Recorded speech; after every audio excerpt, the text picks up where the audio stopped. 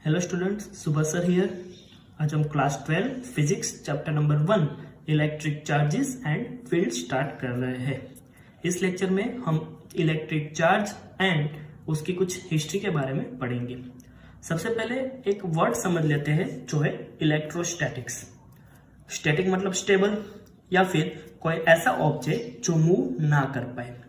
इस electrostatic topic में हमें दो चैप्टर पढ़ने हैं। Chapter number 1 electric charges and field and chapter number 2 electrostatic potential and capacitance. सबसे पहले जान लेते हैं चार्ज क्या होता है।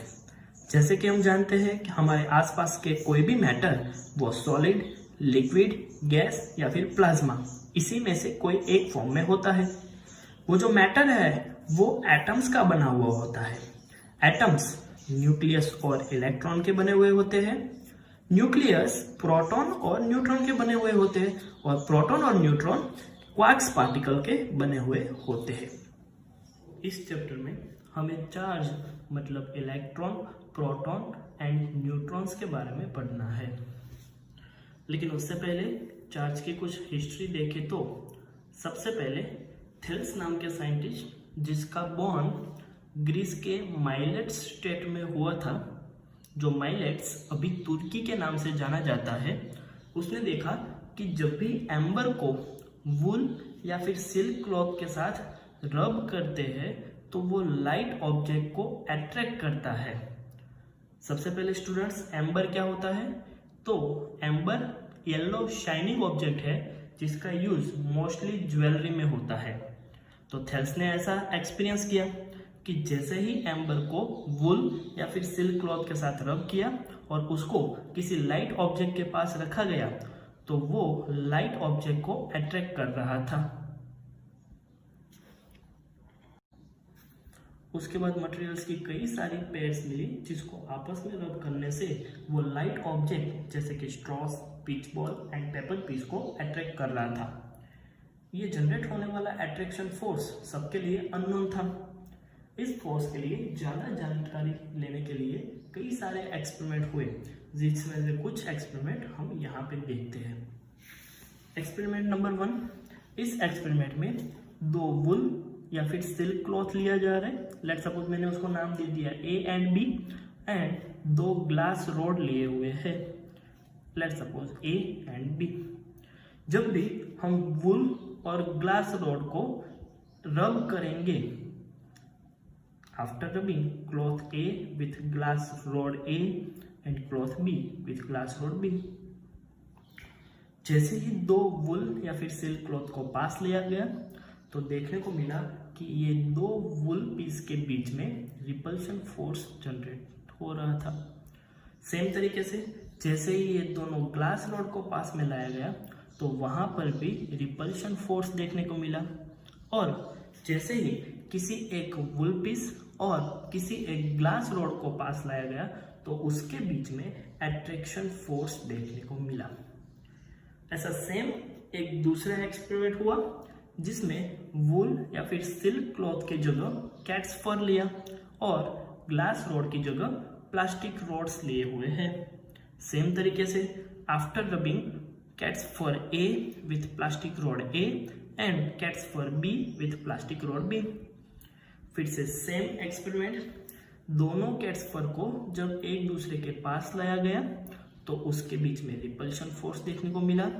दोनों प्लास्टिक रॉड को एक दूसरे के पास लाया गया तो उसके बीच में रिपल्शन फोर्स देखने को मिला। और जब किसी एक कैट्स फर को किसी एक प्लास्टिक रॉड के पास लाया गया तब उसके बीच में अट्रैक्शन फोर्स देखने को मिला। एक और एक्सपेरिमेंट किया जिसमें एक्सपेरिमेंट नंबर 1 में यूज किया हुआ ग्लास रॉड, जिसको हमने वुल या फिर सिल्क क्लॉथ के साथ रब किया हुआ है, और एक्सपेरिमेंट नंबर 2 में यूज किया हुआ प्लास्टिक रॉड जिसको हमने कैट्स फर के साथ रब किया हुआ है। जब इन दोनों को एक दूसरे के पास लाया गया तो इन दोनों के बीच में अट्रैक्शन फोर्स देखने को मिला। जैसे कि हमने एक्सपेरिमेंट में देखा, यहाँ पे जनरेट होने वाला attraction force and repulsion force gravitation force तो नहीं है, क्योंकि ग्रेविटेशन फोर्स सिर्फ और सिर्फ एट्रैक्टिव टाइप का होता है। दैट मीन्स ग्रेविटेशन फोर्स से अलग एक कोई और नया फोर्स है जिसको इलेक्ट्रिक फोर्स नाम दिया गया। जिस बेसिक प्रॉपर्टी की वजह से ये इलेक्ट्रिक फोर्स जनरेट होता है उसको इलेक्ट्रिक चार्ज बोलते हैं। इलेक्ट्रिक फोर्स एट्रैक्टिव और रिपल्सिव दोनों टाइप के होने की वजह से ऐसा माना गया कि इलेक्ट्रिक चार्ज भी दो टाइप्स के होते होंगे। दैट मीन्स उसकी दो पोलैरिटीज होती होगी। इसलिए चार्ज की दो पोलैरिटीज मानी जाती है, positive polarity and negative polarity.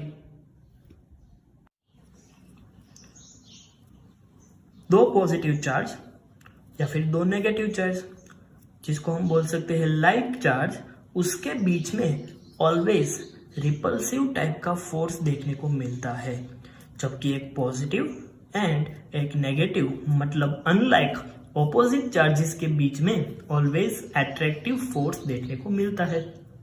अब कुछ चार्ज के बारे में देख लेते हैं। तो चार्ज वो एक स्केलर क्वांटिटी है जिसका सिंबल Q से दिया जाता है, जिसका यूनिट कूलम या फिर कैपिटल C से दिखाया जाता है। नॉर्मली प्रोटॉन उसको हम पॉजिटिवली चार्ज और इलेक्ट्रॉन को नेगेटिवली चार्ज माना जाता है। चार्ज का स्मॉलेस्ट वैल्यू है वो 1.6 इंटू 10⁻⁻19 कूलम जितना होता है। अब हम देखेंगे कि किसी भी बॉडी को आपस में रब करने से ऐसी कौन सी प्रोसेस होती है जिसकी वजह से बॉडी चार्ज हो जाती है। तो जब भी कोई दो ऑब्जेक्ट आपस में रब करते हैं तो वहां पे इलेक्ट्रॉन ट्रांसफर की प्रोसेस होती है। कोई एक ऑब्जेक्ट जो इलेक्ट्रॉन लॉस करता है और सामने दूसरा ऑब्जेक्ट जो इलेक्ट्रॉन गेन करता है। जो ऑब्जेक्ट इलेक्ट्रॉन को लॉस करेगा वो पॉजिटिवली चार्ज हो जाएगा और जो गेन करेगा वो नेगेटिवली चार्ज हो जाएगा। ऑब्जेक्ट ने जितने इलेक्ट्रॉन लॉस किए होंगे उस हिसाब से उसका मास भी रिड्यूस होगा। सामने दूसरे ऑब्जेक्ट ने जितना इलेक्ट्रॉन गेन किया होगा उतना मास उसका इंक्रीज होगा। किसी भी बॉडी के ऊपर का चार्ज मेजर करने के लिए जो इंस्ट्रूमेंट यूज होता है उसको बोलते हैं इलेक्ट्रोस्कोप। चलो अब हम इलेक्ट्रॉन ट्रांसफर की प्रोसेस एक एग्जांपल के साथ समझते हैं। लेट्स सपोज यहाँ पे मैंने दो ऑब्जेक्ट लिए हुए हैं, ग्लास रॉड और सिल्क क्लॉथ।